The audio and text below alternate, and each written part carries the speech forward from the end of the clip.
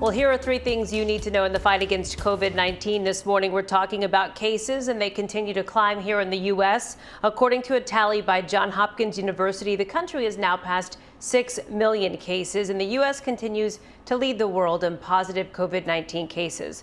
Now, there is a bit of good news when it comes to a vaccine. 2 of the 6 vaccine makers are in the third phase of trials with about 30,000 participants.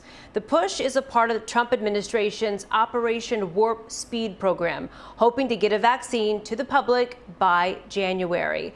And starting next week, school districts in Texas will be required to provide weekly COVID-19 reports. So the reports will include whether the virus was contracted on or off campus.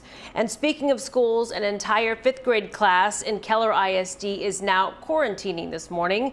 The move comes after several staff members at Indian Springs Middle School tested positive for the virus. And that's where Hannah Davis this morning with the latest. Hi, Hannah.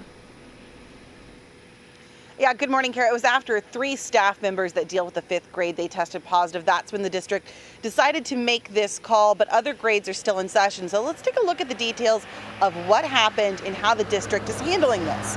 Now, Keller returned to in-person learning last Wednesday, and they were starting with half days. Here at Indian Springs Middle School, all 145 in-person 5th grade students and staff are currently quarantining. But other grades are still able to report for in-person learning. Now, some parents and some teachers raised concerns that the siblings of 5th graders are not having to quarantine. They say they want that policy looked at or possibly changed. We did talk to Stephen Poole. He's with the United Educators Association, which advocates for teachers across North Texas, including here in Keller, about what teachers here are saying to him and his team about this move.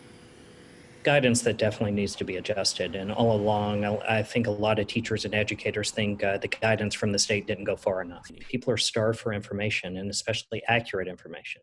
So if school districts could be proactive and notify parents and communities of things going on in the district, that would be great. Now, it appears Keller is trying to be proactive with this dashboard right here where parents and anyone in the public can look at active cases. Right now, the district's dashboard shows 12 active cases across the district. That includes 4 employees and 8 students district-wide. To put that in perspective, Keller has some 35,000 students. But Indian Springs was the only school to have 3 faculty test positive all at once. A spokesperson for Keller ISD spoke about the decision to have 5th graders and staff quarantined, saying in part, quote, "Due to the volume of close contacts and out of an abundance of caution, all 145 in-person 5th grade students and the 5th grade staff are in quarantine and have transitioned to remote learning for 14 days. So that means for the next 2 weeks, 5th graders will be learning online. If the cases stay down, it looks like they'll be coming back to in-person if that's what they choose." Mark, over to you.